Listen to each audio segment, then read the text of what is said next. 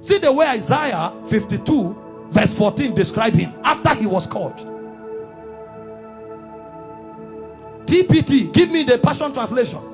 It said, just as many were abhorred. You know the word abhorred? The diction, who is an English person here? Huh? Highest level irritation. When you saw him, you are like, what is this? You couldn't describe it. It said many were abhorred at the sight of him, for so mad, you know the word mad, disfigured. So disfigured was his appearance, like an object of horror. When he came out of the scourging, if you saw him, you thought he was an object of horror. And he said he no longer looked like a man. They literally disfigured him, and they didn't stop there. They now gave him the cross, carried it, and went to Golgotha. Then they began crucifixion. In crucifixion, they nail you at your wrist, because the idea was for you to hang there until you suffocate. You know, the word excruciating didn't exist until the Romans started crucifying people, because the word excruciating comes from the word cruciating, and the word cruciate comes from crucifix. So it's excruciating is actually a pain you feel when you are crucified, because there's no pain in that class. When a man is crucified, his whole weight hangs on his wrist, and the only support he has are the nails on his toes. And when they crucify you, you saw a picture of Mel Gibson where you were straight. You can't be straight when they crucify you, because your back, there's no space to stand straight. You have to turn sideways to hang, because this is how you hang. Your weight actually hangs on your wrist. If you are tired and you want to gain small balance, you now push it on your toe that is on the nail.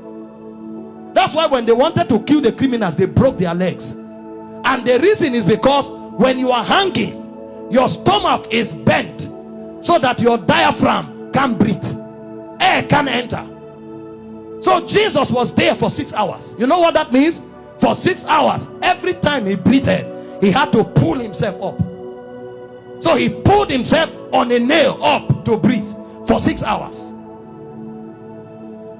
He will pull up, breathe, go back, pull up for 6 hours. Remember, his back is already torn.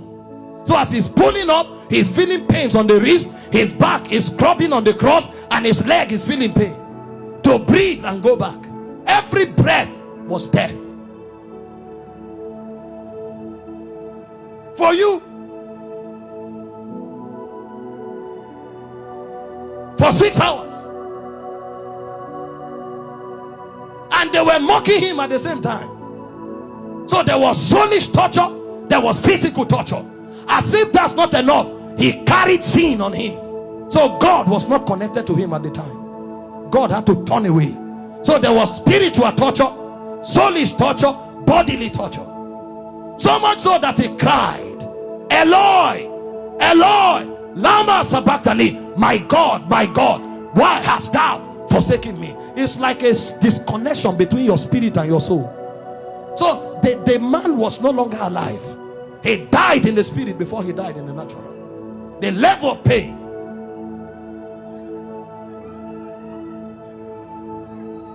We don't know what was done for us. In 6 hours. Can you imagine? And guess what? His mother was there. Can you stand naked before your mother? This is the man that the mother saw do wonders. How come? Imagine when he looked at their faces. See what you'll be interpreting. Some are saying, why? How come? Why can't you do anything today? Then the Jewish people were mocking. Physician, heal yourself. Fake prophet, I thought you said you had miracles. Why don't you come down? The thieves that were on the cross, one was mocking him. So from everywhere. Meanwhile, all the sicknesses on earth were on him on the cross. You have cancer, you say it's painful. He had cancer, diabetes, hepatitis, all that day at the zenith.